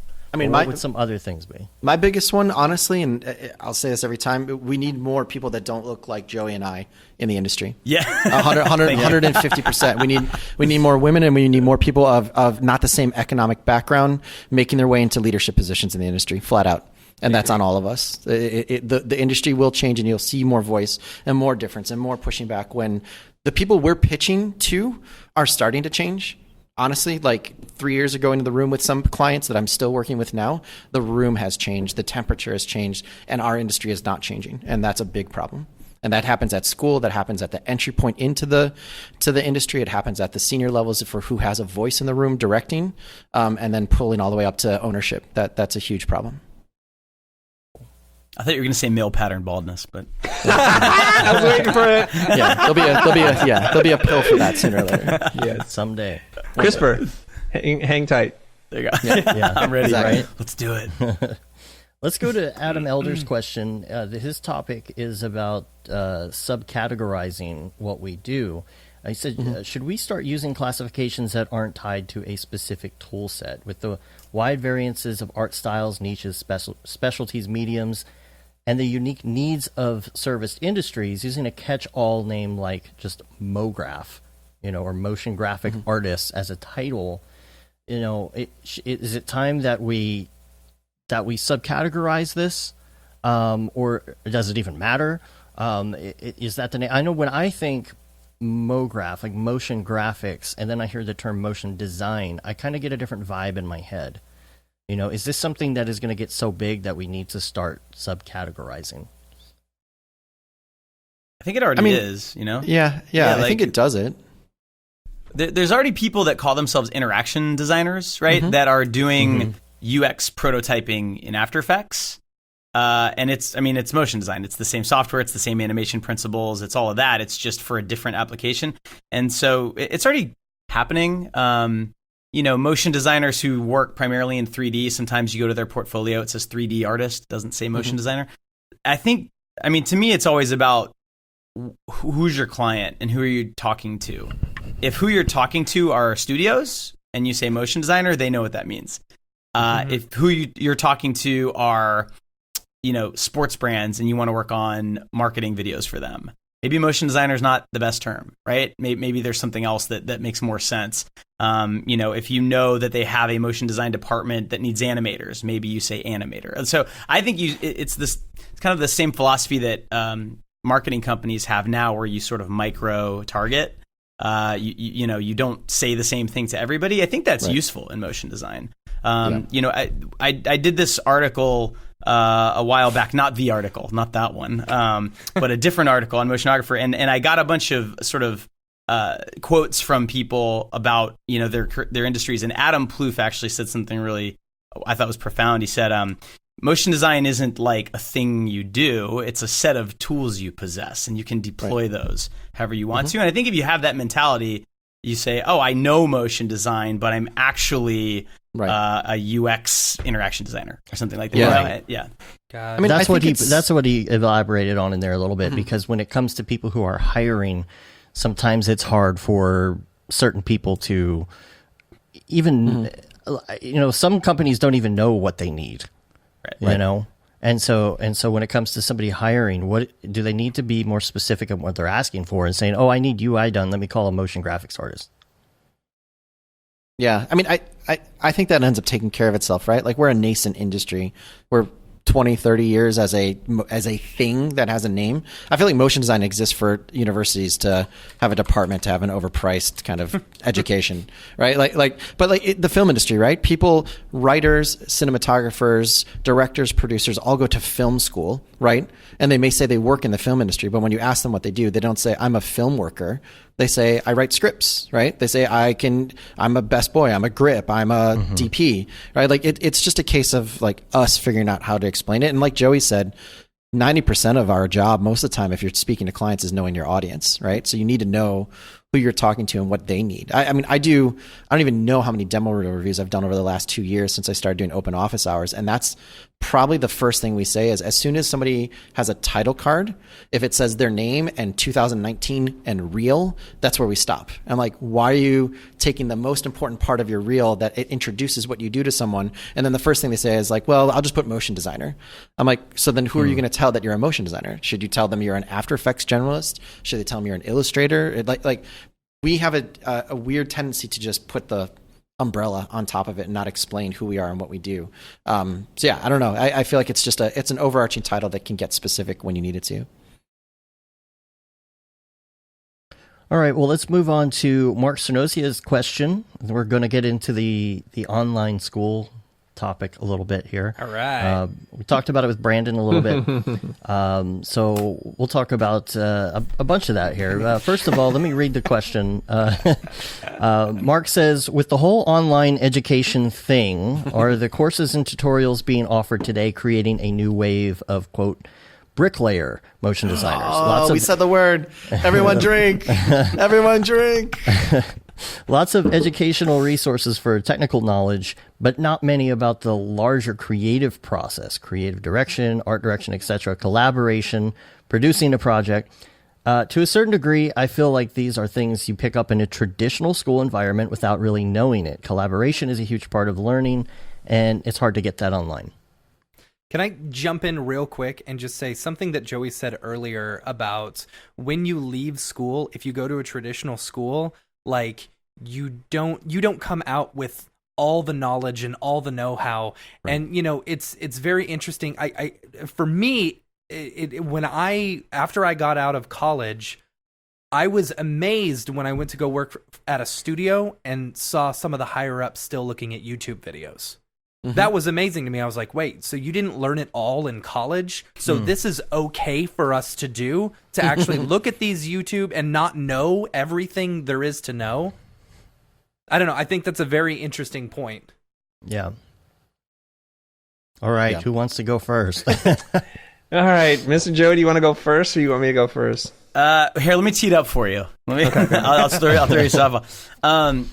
So the way that I talk about the online versus brick and mortar thing, right? I almost said bricklayer. Now it's like Freudian. It's like in my head, right? Okay. So my main sort of gripe against the brick and mortar thing is the cost, and the cost has gotten so high that I don't think it justifies any of the benefits. There are real benefits to being in a room with other people that are very unlike you, and maybe you traveled across the country and you're on your own there's all these things that are clearly good experiences to have, but the price tag has gotten so ridiculous that I think it just it just counterbalances all of that. And if you're in the situation where you're very fortunate and you have the money, you can just pay the price tag and have no debt, or you get scholarships, cool. Then you can go and you can have this amazing experience with no downside. That is not most art students, at least in the United States. So that has not changed. My positioning on that probably never will change, maybe unless Bernie Sanders gets elected or something. Now to the point of online schools not being able to teach you collaboration, that's not entirely true. In terms of not teaching you creative direction and art direction, that's definitely not true. We have classes that are very focused on art direction and creative thinking, conceptual thinking. Mograph Mentor is another option that's probably even more geared towards that. If you listen to what Chris says on his YouTube channel and in his podcast, I mean, he talks about it constantly. Just because he doesn't charge you for that doesn't mean you're not actually learning that stuff. I'll leave this hanging for him. I guarantee he gets emails from people all the time saying, I learned more from that YouTube video than I have in college, right? I'm sure that happens. You're going to be forced to collaborate with people in art school, and you'll kind of learn collaboration there. I have limited experience with it. I taught for 1 year at an art school, and I did not go to art school. I went to BU, and I was in the film program, and I did collaborate there, but with one person, maybe two. I mean, it's nothing like a real job. Nothing. Mm-hmm. And as soon as you get that first job, you have to relearn everything anyway. So I say get that as quickly as you can. The goal of School Motion is to get you from wherever you're at, 0 maybe, to getting a job. And then if you already have a job, to get you further up the mountain. That's the whole idea. And that's what colleges tell you they're doing. We're going to teach you the skills so you can go out and be a grown-up and have a job. But that's not really what they're doing. What they're really doing is selling you a piece of paper. I mean, I don't want to keep invoking Seth Godin, but I mean, Harvard can afford to send every single student there for free for the next century. But they don't. Because they're not selling the knowledge. What they're selling is association with Harvard. And the value of that goes down if they let everyone in, right? And it's the same with art schools, by the way. So I'll stop there. Right? I'm not. Yeah. Okay. I can keep going, but I bet Chris. That's just part one, right? I bet Chris has some thoughts. Yeah. I have a few, and we'll bring up the bricklayer thing if we have to. But let's just focus on education for right now. So we're talking about education, and education can come in many forms. For the non-U.S. base, you call it university, and brick and mortar is like there's bricks and there's mortar. It's a physical space you go in to learn. Now let's just be real for a minute here, that not all schools are created equal. That as Ryan had mentioned before, some schools will have a motion graphics department just so that they can feel like they're keeping up with what's going on. If we accept another truth, which is this, is that there are very few people who are actually very good at the craft of motion graphics that actually want to teach, that are good teachers. So who's teaching this stuff now? Now you have professional teachers, academics, people who may have read the book minutes before you did, and that's not a horrible thing.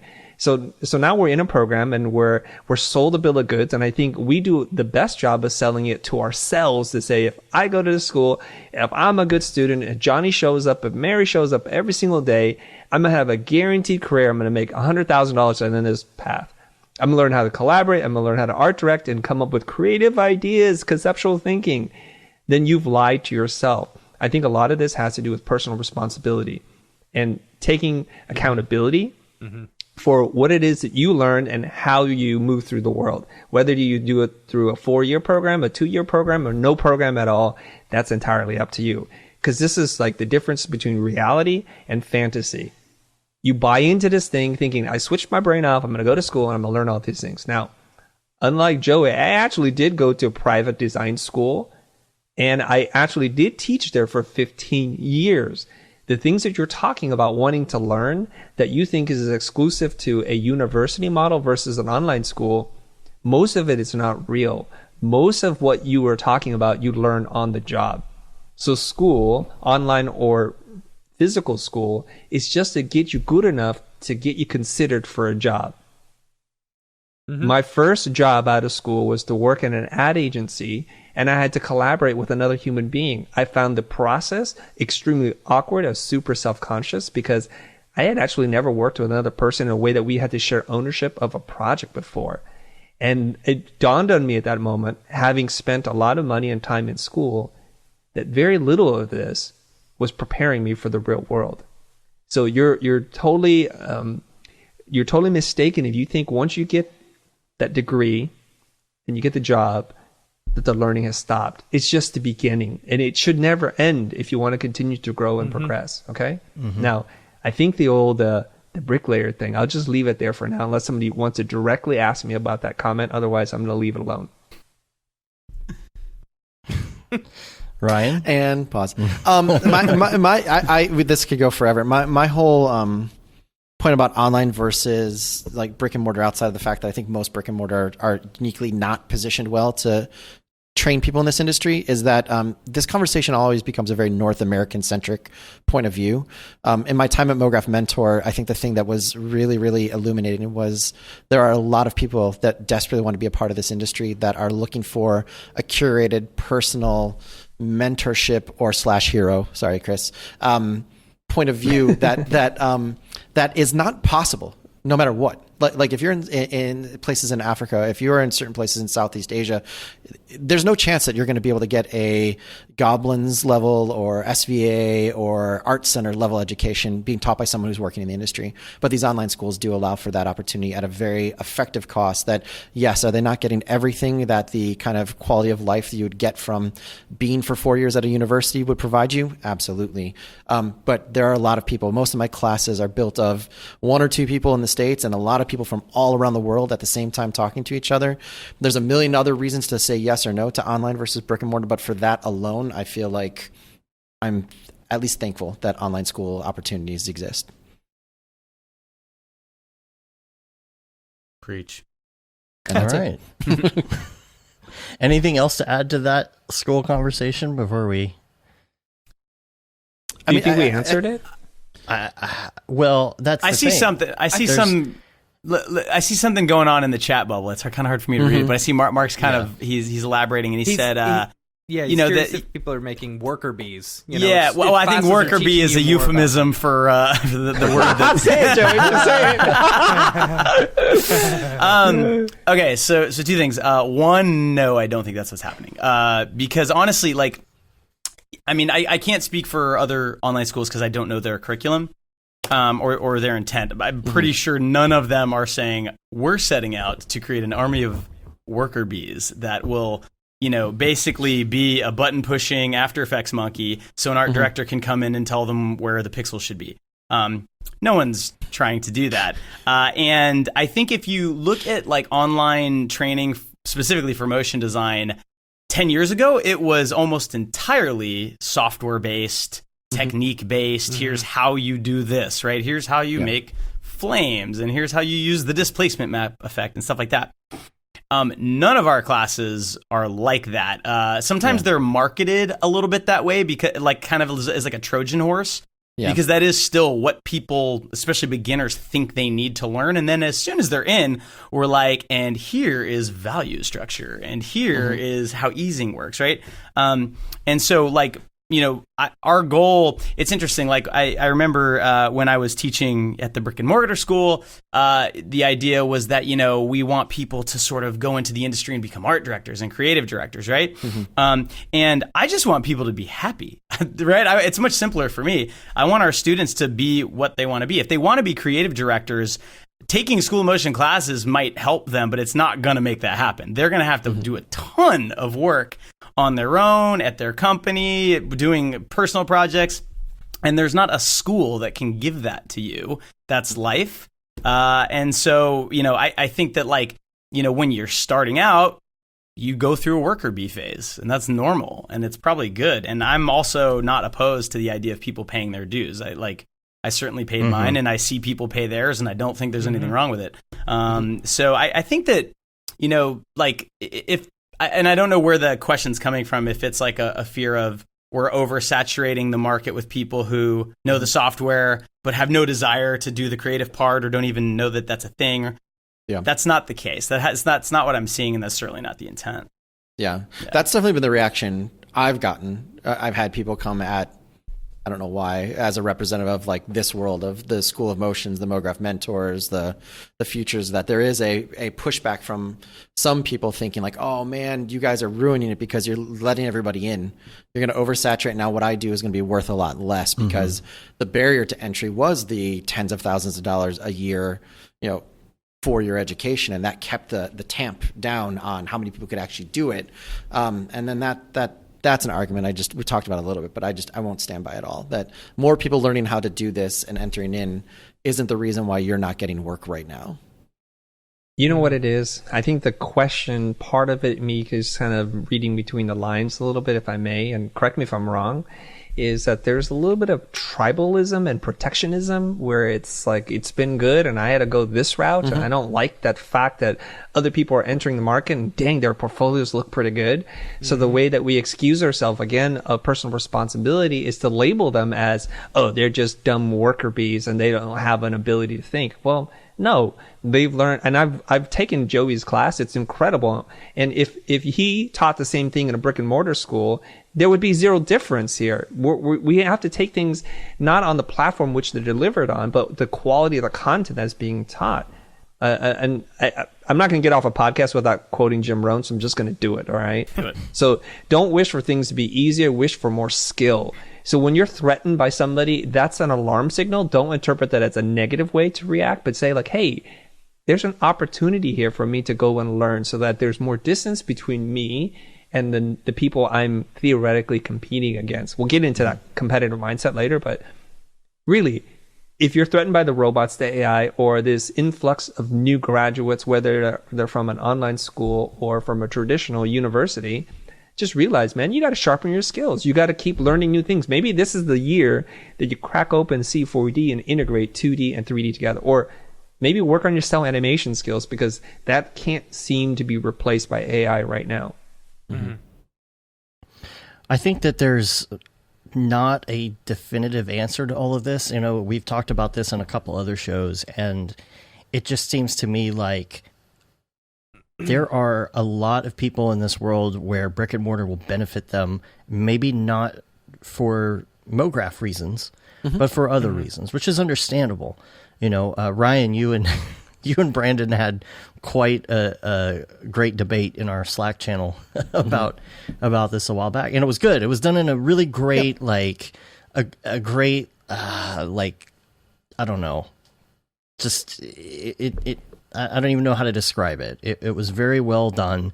Nobody went too far. Nobody got mad at each other. It was just a good, structured, slightly heated, but well-structured conversation. It was great. It was great. And I feel like after talking to you, talking to other people, it does feel like sometimes certain things just work for people. Yep. And sometimes the other thing works for people instead. Well, I mean, I agree with 100% with Brandon's point that you need more than just the tools or the time in the class to be good at this. And the industry needs more well-rounded people with different life experiences than just someone who's watched a bunch of YouTube videos and taken a class or two online. My argument a lot of times, and maybe we were dancing around each other, was that there's just a lot of people who that's not possible.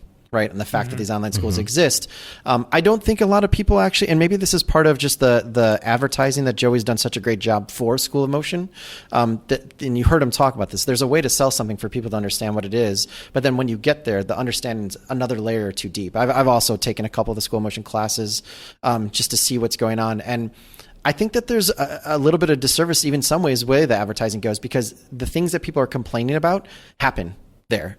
Right. Like School of Motion is not software, right? Like I've learned very little about software, but I was really surprised about the amount of discussion that talked about the history of motion design or the history of title design or designers that had nothing to do with even computers, and how I saw that in their Facebook group, not to make this an ad for School of Motion, but I saw how those discussions sparked more discussions that weren't unlike what was happening at Camp Mograph, right?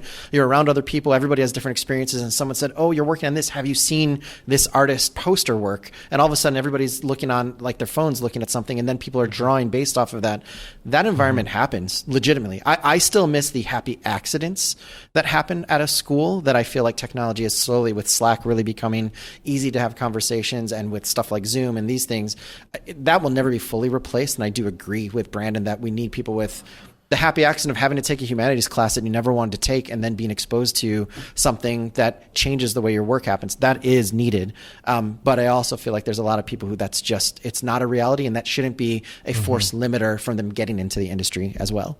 How do you go about then getting those other experiences in life if you're not going to something like that? The collaborations, the other life experiences, instead of just sitting behind a desk all day, you know? I mean, I think it's hearing that you need it. Right now, all you hear is learn the software, get a job, you're a Houdini artist. But hearing that if you do, and again, this isn't for everyone, but if you do want to be an art director, if you do want to be a creative director, if you do want to have more ownership over your work other than just the thing you make that hand to somebody else, that's absolutely required, right? I don't think many creative directors really get hired because they're awesome at Houdini or amazing at a certain aspect of cinema. They have an idea that communicates to a problem, and that comes from all of that life experience. That comes from putting yourself into situations you're not comfortable with. That's meeting people you never would have met before. But that's part of on us in the motion design industry to say that is just as valuable of a skill set as learning how to negotiate or learning your software. So I want to jump in on that. The happy accidents that you were talking about, the humanities or art history class that you didn't really want to take, and then all of a sudden you're exposed to things, or when you're working in the computer lab and you look over and like, wow, that's pretty dope, and that person shares that with you and you think, wow, that's so cool that they would do that. Now, I don't want to create a mindset when we can be victims to our lives. We have to take responsibility. You're going to hear me say this again and again. If you're curious, if you're open-minded and you're willing to go outside your comfort zone, these kinds of experiences can happen everywhere, online and in person. If you think about the YouTube algorithm, it starts to kind of figure out what you like. And then every once in a while, people like you who watch this video like this video. And if you're just willing to look at something that's different, you may be exposed to something totally new. And I would encourage you to go as far away from looking at other motion work, because it becomes very derivative. You see something that Buck does, and then you copy that, and then somebody copies you and copies it. It's like, look outside. Go and look at literature or philosophy or film or photography or fashion architecture. That's really going to make you a richer person, and that's where the happy accidents come from. The ability to use your creativity to connect one abstract thing to another thing and put them together in a very elegant and beautiful way. That's your skill. That's your creativity. And these things can happen. You can attend a conference and make it your mission to go and talk to 5 new people. It's going to be scary, I know. Attend the social function afterwards. Pay the extra $30 for the VIP dinner ticket so that you can go and rub elbows with people like, oh, what's that? What's going on? And when you're in the studio, when you're working with somebody, don't be afraid to get away from your desk, to look around and it's like, wow. Be humble enough to say, that is really cool. I don't want to take up your time, but if there's ever something that you can share with me after work or something like that, please do, because I'm amazed at how you were able to do that. That's it. Or come to Camp Mograph. Yeah. I think one of the things that I sometimes feel is that if you're comparing the experience of a brick and mortar school versus online, a lot of times there's a little bit of a straw man argument where you're comparing the best case scenario of going to SCAD and being like an extrovert, and so that means you have all these friends and you're doing interdisciplinary things, and you're also part of the student club that brings in industry, versus you're only taking online classes and you're never leaving your house and you're never talking to other humans and you're not doing internships or any of that, right? Right. And of course that's not actually what anyone's saying. I think part of the challenge right now is there is no in between. Between, like, School of Motion is not trying to replace the dorm life, right? Like, as an example. And so because we're not replacing that, that is something that if you're comparing the college you went to School of Motion, you feel like, well, I would lose out on the dorm experience. You would, but you also could go do something else that's similar. You could just move to a different city and go live in an apartment, like on a university campus, which like you're allowed to do. I mean, you can actually, this is interesting. A lot of people don't know this. You can go take any MIT class for free. You won't get a degree. I mean, like, lots of colleges let you audit classes for free. So like, if you just ignore like getting the piece of paper at the end, you can. Now, here's the problem: is you have to do work and you have to be kind of creative about how you put all those pieces together, because no one yet has figured out how to create a faux college experience at a better price point where they're still doing all the legwork for you and forcing you to have a roommate that you don't know, all that kind of stuff. But if you just think about it for like 10 minutes, I think you can come up with analogs for all of these things. How could I have an 18-year-old have to grow up really quickly? All right, you turned 18 and here's your 6-month notice, get out, right? I mean, like there's ways to do it that are not as easy, and it's not a smooth runway. And maybe it's not for everybody, but I can tell you that if my daughter turns 18 and she's afraid to like go out on her own, I am not going to say, well, cool. So then just sign these papers. Don't read it. Don't worry about it. I know you don't know what an amortization table is. Don't worry about that. That's future Layla's problem. And then in 4 years, she wakes up one day and has to pay $2,000 a month plus for the next 15 years. That I will not abide by. There is definitely other ways, and somebody out there hopefully is working on this problem where you can take the affordability of online classes, maybe combined with a local community college, because I saw some liberal arts, class sort of like, discussion in the chat. I mean, and that's legit too. But there's also solutions for that don't mean that you have to pay, $1,600 a credit or whatever it is. I mean, doesn't that take it all down to the nuts and bolts though? Like is the effort you have to take to be a well-rounded human being, the amount of effort you would have to take as a person, is that worth the hypothetical $2,000 a month 4 years later from now that you still, like you said, have to do a lot of legwork to then also reap the benefits of being in a 4-year school? Like that's a personal conversation for each person, but I think there's a lot of people that if they knew they could get the training, the skill set, and the mind share, and then also be told, and it helps to be a well-rounded person with curiosity, who's good to work with, who cares about the people around them, that will help you in the industry as well. There's a lot of people where that's a very exciting possibility versus, I got to go to 4 years and then just have endless amount of debt afterwards. Right. Yeah. So I have some practical things that people who are listening to this could probably do. Make it a point to talk to 10 strangers a week. That could be your Uber driver, the person who's working behind the cashier, anybody, the flight attendant. Just talk to 10 strangers a week, become interested in people, and just listen. Don't talk about yourself, just learn about people, and wonderful things can happen. The other thing is probably go on one of these art walks where you're bumping into galleries and you're just exploring things and just being open to what's out there. If you give that a shot, maybe that can help you. This is what we're talking about, like these moments in between the planned moments, that's where all the magic happens. The last tip I'd give you is this: everybody's got to eat. Offer to take out somebody to lunch, buy their lunch, buy them a nice lunch, and just sit down and just talk and ask them things. You're going to get more from those 30-minute, 1-hour conversations that you probably would in a semester's worth of going to class and just attending it like a robot. Yeah. I mean, I think those are awesome. I think what those all speak to is, and again, maybe it's just this obsession with the psychology of our industry, is that's allowing yourself, whether or not you tell yourself that or not, to think like an artist, to live like an artist, right? Like being an artist isn't just, okay, at 9 o'clock I sat down on my computer and I took lunch at noon and then I finished at 5 and then I went home and I stopped being an artist and now I'm just whatever else I am. Living a life as an artist, it means that's your entire lifetime, right? It's not just your career. It's how you live your day to day. It's the things you're interested in.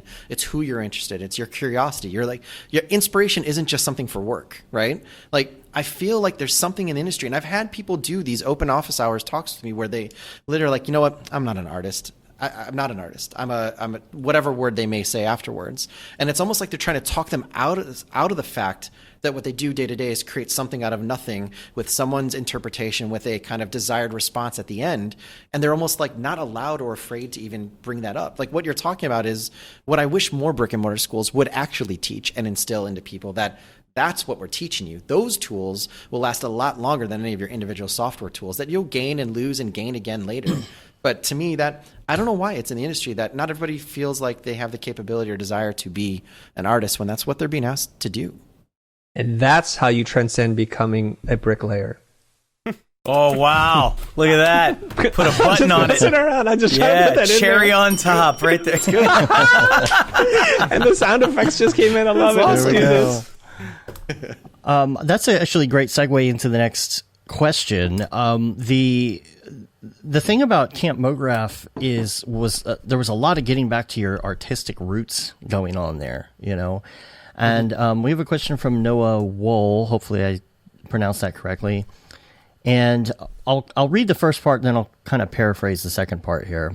As Mograph matures and we're starting to get the business side sorted, how do we expand the art side? What are the ways we can do work that isn't just disposable advertising, but actually impacts culture? As an analogy, he talks about illustrators, doing free work or doing, these pro bono videos to raise awareness of different topics, things like that, and just integrating more of that into a significant percentage of the work that you do. It's not just because we produce these things for clients, and here it is, and they put it out there, and someone watches it for 30 seconds, and it's gone. What do we do if we want to have more of that cultured feel in our lives? What do we do to bring more of that into the industry, more into what we do on a day-to-day basis, and even into our non-work lives? I think the answer is you just do it. I mean, I talked to G-Monk recently, and he said something like he consciously sets aside, I don't remember the exact numbers, like 40% of his work must be personal work. Right? Like that's a hard, fast rule. And I know talking to Ash, it's kind of the same thing. A lot, like all the best artists and studios sort of understand that. And Erica Gorochow, she did the Dear Europe thing a few years back. She wasn't paid to do that. She just did it and just made it happen, right? Because it was a near and dear kind of thing for her. And so I think like the common thread there is you just have to do it and not try to get paid to do it. And then the ironic thing is that typically that leads to more paid work that is kind of like the thing you just did for free. And so it's kind of becomes this flywheel, this self-fulfilling prophecy. So I think that like there's, some startup investment of time and sweat equity to maybe do the first couple ones of those and try to push them and market them. And you have to learn other skills to help promote your personal work. But once you do that, then that work will eventually turn into client work. And kind of create a feedback loop. But short of just having the desire to do that and then doing that, I don't know that there's like a secret or anything. Yeah. I would say it's definitely about personal work, but if there's a nuts and bolts thing I could add is that make your exploration or your practice or your study about your insecurities, rather than what you think is going to look cool or about a technique, right? Like you can always learn a new tool, but do it about something you're afraid of or something that makes you angry or something that you miss or something you feel nostalgic for. Like we don't get a chance working in the industry when we're making things for other people to do much more other than epic or cool, right? Like exercising those other muscles, those other emotions will lead you to the kind of work I think that will allow you to start talking about things you're talking about more culture or more shared experiences between people beyond just like, I got to sell this or I got to make people aware of this. So I don't know. I think somebody mentioned here, like it would be great if people who did dailies actually built everything around a topic. I think dailies are a little less useful than a little bit longer term, like 4 to 5 to weeklies or monthlies around a topic or a theme. But doing something where you actually explore your own kind of emotions rather than just a spec piece for another product, I think may get more of us working towards what you're talking about. I think it's helpful to possibly reframe some of the thinking around this, which is, I want to ask you this question, is if you didn't have to work for a living, what would you do? And we start to look at what we do as work and we start to label it as work. So all the fun, the joy of doing it is almost stripped away. Like when somebody's not paying you, you just don't want to do it anymore. And so that's a travesty to me, because if you're an illustrator, you draw all the time. If you're a photographer, you're taking pictures all the time. Just every once in a while, you're lucky enough that somebody pays you. So that's an awesome thing. But somehow around the Mograph thing, maybe your intentions were just to get in to make money and get out. I don't know what it is. But there are a lot more opportunities than the ones that come from a client dangling a check, usually in the form of advertising. There are so many other things that you can do. I was watching the Netflix series, I think it's called Rhythm and Flow, and I was just marveling at the simplicity of the motion graphics, the 3D and 2D components that were part of the stage experience. Maybe that's something that would give you great joy to do. Or maybe working on a gallery exhibition using motion and video to do something to create delight for other people. Maybe that's something that you would enjoy. And I think we got to get away from this idea that this is work, because you label it as work, you start to feel like it's work, it's a chore, it's something you don't want to do anymore. And that's where I think we can go down a dark path. And if you're doing it for free, you're somehow being taken advantage of or something when maybe you just choose to do it because it's fun, right? Right. Yeah. Yeah. All right. Well, I think 2 hours is probably a good stopping point. There's a million other things we could talk about, and like we say every week, we should make like this an annual thing. This was fun, I was guys. Throwing just that about out to there. say that. Yeah. I think it needs to be the annual mega show, State of the Industry update, something like that. We really, really, really appreciate the three of you Absolutely. coming on and doing this. I know it's really hard to work out schedules to make something like this happen. So again, much appreciated. I know all the listeners are really going to enjoy this or have enjoyed it for the live listeners. We will hopefully continue that conversation in like a year or maybe less. We'll see. Or tomorrow in the Slack. Yeah, right. Totally. Absolutely. Absolutely. And so I'm not going to do the regular exit spiel or whatever. I'm just going to say thanks, everybody, for tuning in. I think it's really going to help a lot of people. And we're going to get out of here. You can rate us on iTunes, all those things. Leave a review. Helps get our ratings up. We're going to take off. We're on Facebook. We're on Twitter. We're on Instagram, Periscope, all the things. Yep. YouTube, of course, Mograph.com. And we're going to jet. Until next time, I'm Dave. And I'm Matt. And I'm Joey. I'm Chris. And Ryan. Have a good one. Later, yo. Thanks. Thanks, guys. See you guys.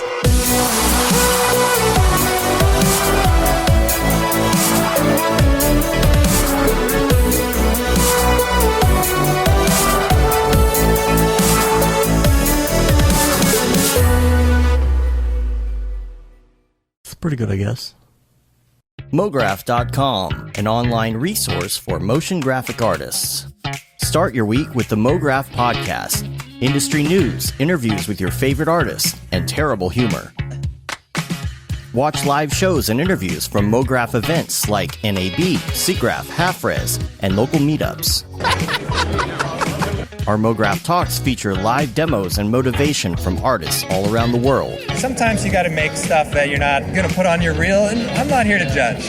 What if Rick and Morty show up for the countdown at midnight? That's where I peaked in life, in my career. We gotta stop this thing, Rick! It's gonna kill us all! Hear from the people that create your software, design your render engines, and artists that are changing the face of modern motion graphics. You get that render done. Yeah, you better frame what? Mograph tutorials and online classes will teach you about Cinema 4D, After Effects, as well as other popular software and render engines. Throw in the HDR Studio, take the render settings, pick the HDR, put in a reflection, and gorgeous. Branch into new software. Learn time-saving tips, techniques, workflows, and lessons that'll keep you up to date in the world of motion design. Oh, brother, those are some of my favorite elves. I love projects that scare me. When our art director comes to us and asks for something that I had never done before, man, it gets me pumped. Join the conversation in our live sessions. Check out our plugins, or join the hundreds of daily active users in our Slack channel for technical help, advice, contests, or just to joke around. Real nice banana. Ah, that's so funny! Alright! I'm gonna live forever! Subscribe today and get the latest updates on our YouTube and other social media channels. Take all your dreams and just do it! We don't care how you get here, folks. Just get here. Subscribe to Mograph.com.